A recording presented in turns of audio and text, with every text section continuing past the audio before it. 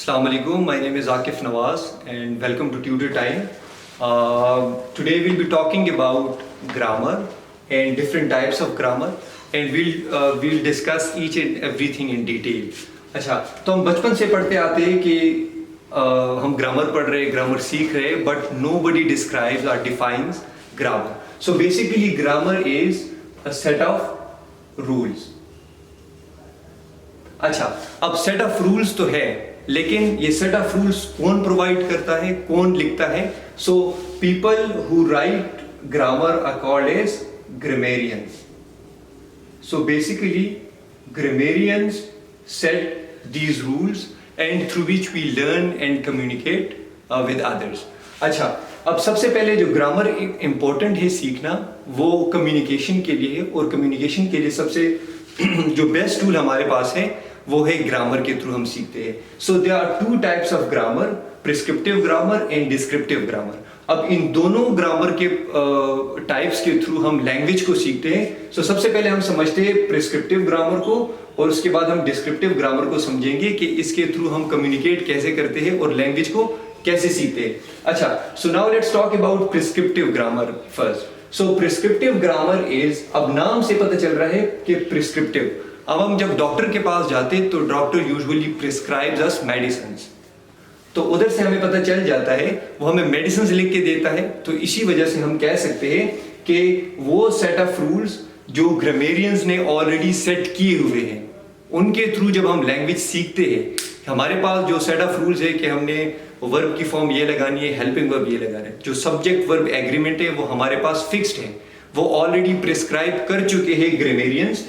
तो इनके थ्रू जो हम लैंग्वेज सीखते हैं, जिस तरह हम बचपन में पढ़ते आते हैं इंग्लिश को, कि this is a noun, this is a pronoun, this is an adjective and this is a present indefinite tense, past indefinite tense. तो ये हमारे पास बेसिक सेट ऑफ रूल्स है जिसके थ्रू हम लैंग्वेज सीखते हैं. तो बेसिकली जो हम प्रिस्क्रिप्टिव ग्रामर के थ्रू लैंग्वेज सीखते हैं वो हमारे पास यूजुअली सेकेंड लैंग्वेज होती है. सेकेंड लैंग्वेज वो होती है जो कि हमारी मदर टंग नहीं होती. अब मेरी जो मदर टंग है वो पश्तो है and we haven't learned Pashto language through these set of rules. अब मुझे स्पेसिफिकली नहीं पता कि इसमें वर्ब, एडवर्ब, एडजेक्टिव, इन तमाम चीज़ों को क्या कहते हैं, लेकिन फिर भी मैंने लैंग्वेज सीखी है वो प्रिस्क्रिप्टिव अप्रोच के थ्रू. प्रिस्क्रिप्टिव अप्रोच के थ्रू मैंने नहीं सीखी, दूसरे तरीके से मैंने सीखी, जिस पे हम बात करने वाले हैं डिस्क्रिप्टिव अप्रोच. अच्छा, डिस्क्रिप्टिव ग्रामर हमारे पास क्या है कि जब हम लैंग्वेज को सीखते हैं अपने आसपास के इन्वायरमेंट से, जिस तरह हम अपनी मदर टंग को सीखते हैं, अब मदर टंग में हम रूल्स रेगुलेशंस को नहीं स्टडी करते, लेकिन फिर भी हम वो सीख लेते हैं आसपास ऑब्जर्वेशन करने से. अब देखिए, अगर हमारे पास एक न्यू बॉर्न चाइल्ड जो होता है वो क्या करते हैं, सबसे पहले वो सुनता है, ही लिसन्स क्वाइट केयरफुली, वो ऑब्जर्व करता है एक्सप्रेशंस को, उसके बाद वो एक एक लफ्ज, दो दो अल्फाज, तीन तीन अल्फाज, पूरे सेंटेंस, फिर उसको मजीद कम्प्लेक्स करता है. इसके थ्रू जब हम लैंग्वेज सीखते हैं, so we call it a descriptive approach. और डिस्क्रिप्टिव अप्रोच जो है ये हमारे पास, इसको हम मॉडर्न अप्रोच भी कह सकते हैं, कि इसके थ्रू जो मोस्ट ऑफ द लिंग्विस्ट्स हैं वो प्रेफर करते हैं डिस्क्रिप्टिव अप्रोच को, कि हम डिस्क्रिप्टिव अप्रोच के थ्रू लैंग्वेज सीखें, ना कि प्रिस्क्रिप्टिव अप्रोच के थ्रू. क्योंकि प्रिस्क्रिप्टिव अप्रोच के थ्रू अब बहुत सारे स्टूडेंट्स ऐसे हैं जो कि इस इंग्लिश लैंग्वेज को सीखते हैं रूल्स रेगुलेशन के थ्रू, लेकिन उन्होंने अभी तक इसको नहीं सीखा. सो आई होप कि आपको समझ आ गई होगी कि ग्रामर क्या होता है, प्रिस्क्रिप्टिव अप्रोच क्या होती है, डिस्क्रिप्टिव अप्रोच क्या होती है. अच्छा, अब इनमें सबसे पहले जो रूल्स हमारे पास इन्होंने सेट किए हैं वो टेंस के रिलेटेड है.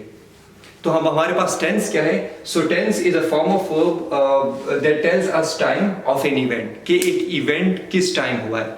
Either that event has happened in the present और इन द पास्ट और इन द फ्यूचर. सो इसके बारे में हम जब स्टडी करते हैं वो अल्फाज की मदद से, क्योंकि जब हम कोई सेंटेंस बोलते हैं, सो नोबडी टेल्स अस कि whether I am talking about present, past और फ्यूचर एक्सप्लिसिटली, वो एक्सप्लिसिटली हमें नहीं बताता, बल्कि वो लैंग्वेज में ऐसे चीज़ें ऐड करते हैं जो कि ग्रामेरियंस ने हमें बताए होते हैं.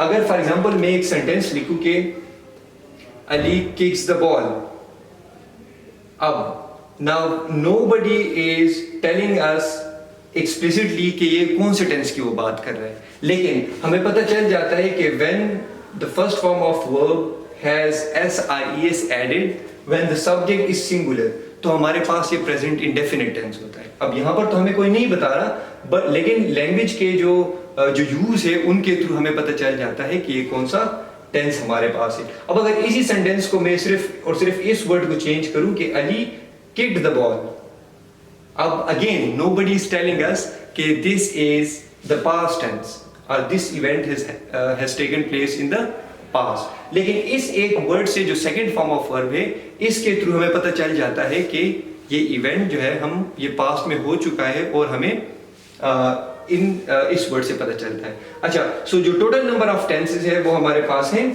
12 टेंसेस। अच्छा, और इसमें जो हमें टाइम का पता चलता है वो हमारे पास सबसे पहले प्रेजेंट है, पास्ट है हमारे पास और फ्यूचर है। अब अच्छा, अब इन तीनों टेंसेस को हमने मजीद कैटेगराइज किया हुआ है कि present indefinite, continuous and perfect continuous. इस तरह पास्ट के भी indefinite, continuous, perfect and perfect continuous है। सो इसी तरीके से हम कह सकते हैं कि we have the total number of tenses are 12, और इसी तरीके से हम इसको मजीद जो हमारा लेक्चर नंबर 3 होगा उसमें हम मजीद डिस्कस करेंगे। सो आई होप कि आपको समझ आ गई होगी कि ग्रामर क्या है, उसके अप्रोचेस क्या है और टेंस की जो बेसिक डेफिनेशन है या जो बेसिक अंडरस्टैंडिंग है वो आपको हो गई होगी। So that's all from my side and will discuss tenses in detail in the coming lectures. Thank you so much. Allah Hafiz.